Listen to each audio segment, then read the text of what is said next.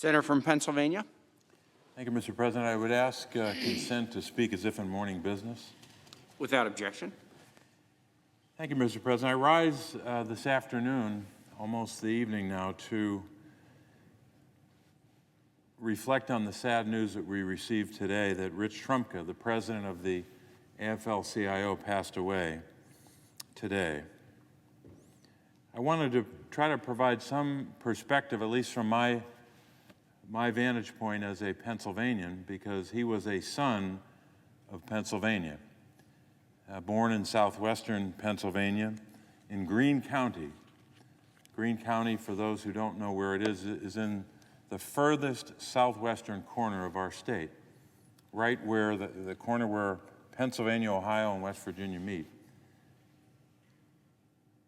Rich Trumka was a man who fought his whole life in the cause of justice, fighting on behalf of working men and women. He served as, before he became president of the AFL-CIO, obviously a national position. He also, as a very young man, I think he might have been 32 at the time, served as the president of the United Mine Workers of America, that union. And that was during a very difficult time for coal miners and their families.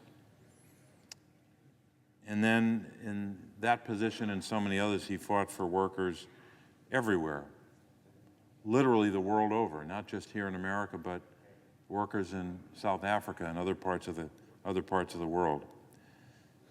So to sum up what he meant to this country is difficult, but I think it can be said of Rich Trumka that he spent every day of his adult life advancing the cause of justice for workers, the cause of economic justice, social justice, and racial justice. He dedicated his life in service to American workers and their families. I wanted to reflect a little bit about two parts of his life. First of all, his roots, and then secondly, his work and his contributions. I mentioned that Rich was a native of Greene County, Pennsylvania, southwestern Pennsylvania, a coal county. He was not just a miner himself as a young man, before and actually overlapping, really, getting a degree at Penn State and then eventually getting a law degree at Villanova University. But he worked in the coal mines himself. But he was a third-generation miner. Both his father and grandfather, uncles, just like any coal mining community, virtually everyone was working in the mines. The town that he was born in and raised in goes by the name of Nemacolin, Pennsylvania, in Greene County, right on the Greene County-Fayette County border.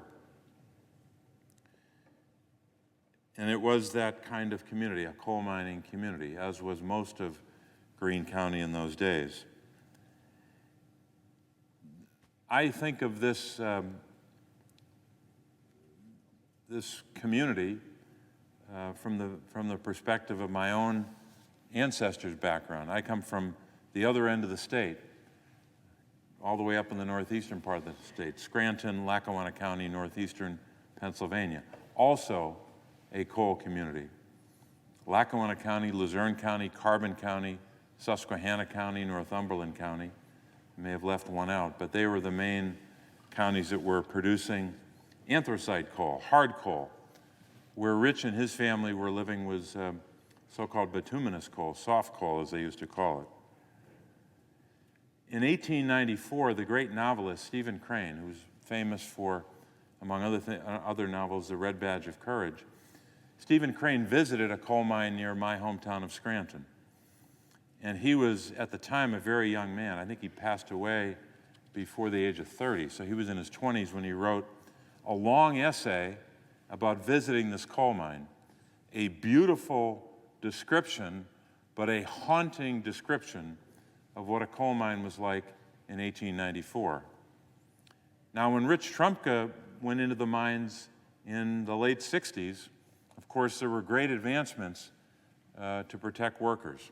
new technology, other protections that his ancestors and mine would not have benefited from. But you're still going underground. You're still going every day into that darkness, into that place of so many risks. What Stephen Crane called a place of inscrutable darkness, a soundless place of tangible loneliness. That's how he described his first impression of a coal mine when Crane was just in his 20s.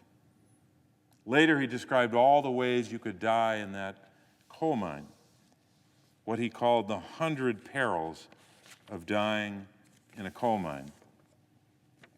Of course, this is in the context of the 1890s, but he said, "There is an insidious, silent enemy in the gas. If the huge fan wheel on top of the earth should stop for a brief period, there is certain death.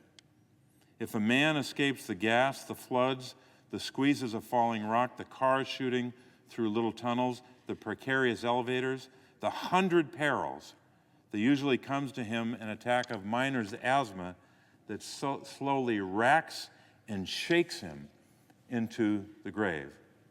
He was talking about pneumoconiosis, what they used to call miner's asthma in the old days. Rich Trumka understood that. His own family members had died from that same cause of death.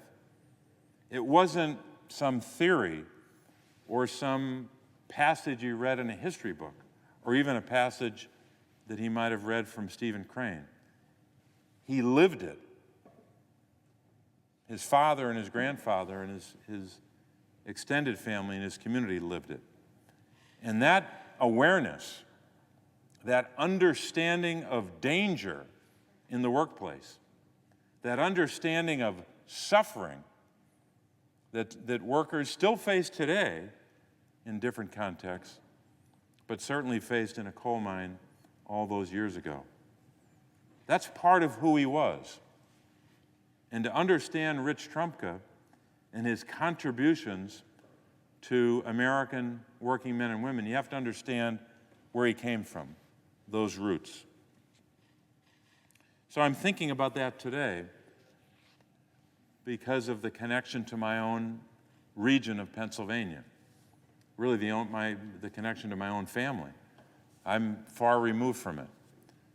We had, I guess, 4 generations before me work in the coal mines, but it kind of stopped when my grandfather worked there as a child and then was able to escape the mines. These were people who not only understood labor and suffering and contribution to their community, these were people who kept their promises.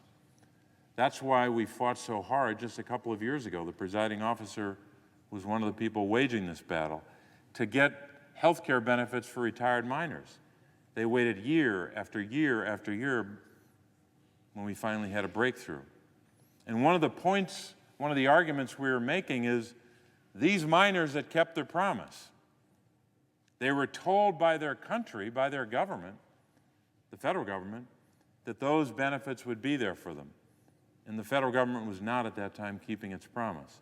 So you had miners who had kept their promise to their country, sometimes serving in combat in World War II or the Korean War or Vietnam and Iraq and Afghanistan, but also keeping their promise to their employer to work every day in the most dangerous job in the world. And of course, they kept their promise to their family. So Rich Trumka knew what it meant to make a commitment and to keep your promise, to never break faith with those to whom you had made the promise. And that's why workers all over the country trusted him.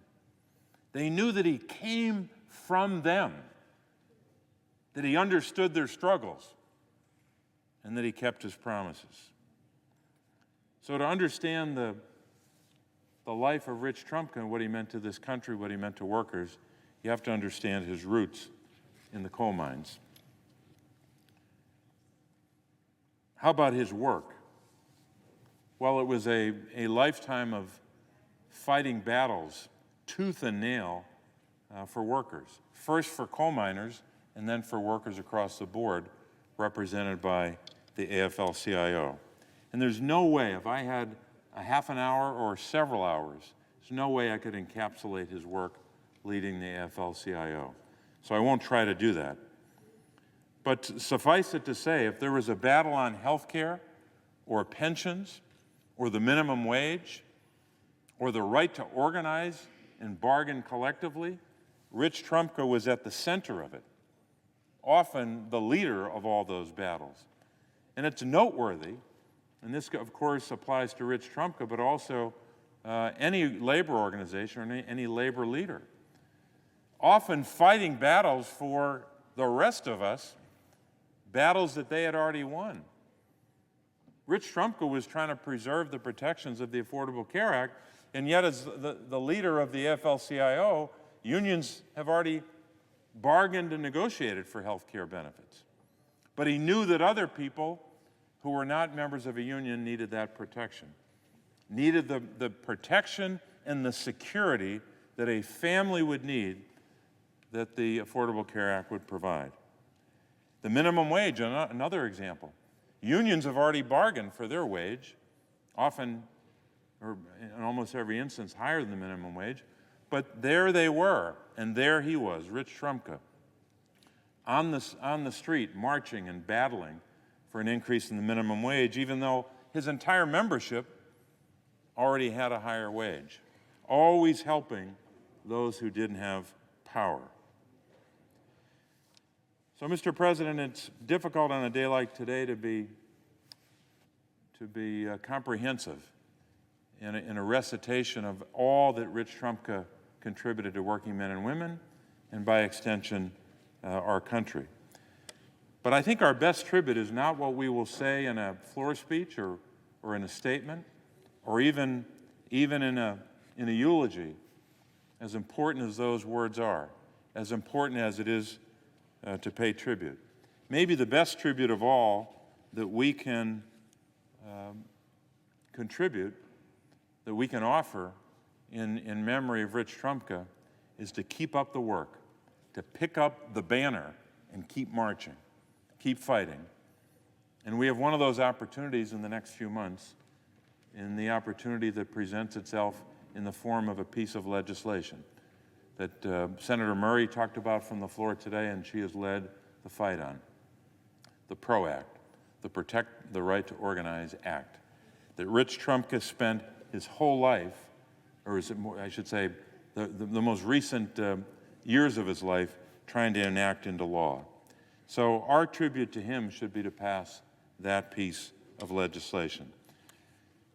So, Mr. President, let me conclude with condolences for Rich's family, especially his wife Barbara and his son, and the men and women of the AFL-CIO who have lost a leader, but more importantly have lost a friend, someone who would walk with them in every battle. May it be said of all of us that we will walk those same battle lines with them. With that, Mr. President, I will yield the floor.